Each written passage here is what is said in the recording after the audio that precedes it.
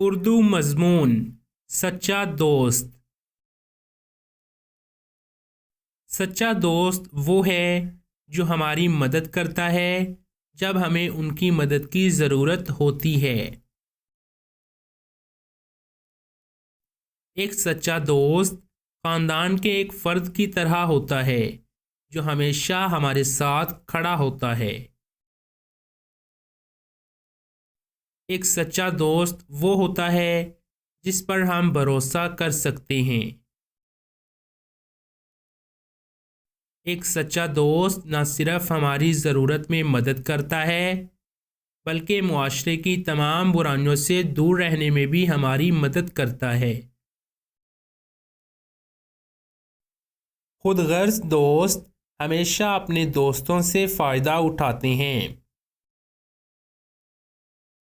एक सच्चा दोस्त मुश्किल वक्त के मसाइल पर काबू पाने में हमारी मदद करता है।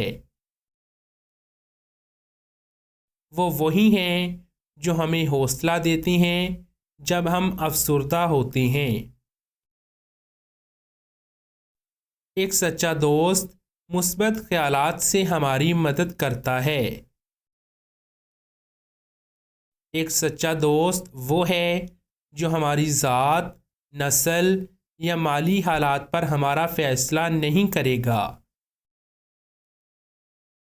सच्ची दोस्ती एक ऐसा बंधन है जो वक्त के साथ साथ मज़ीद मज़बूत होता जाता है।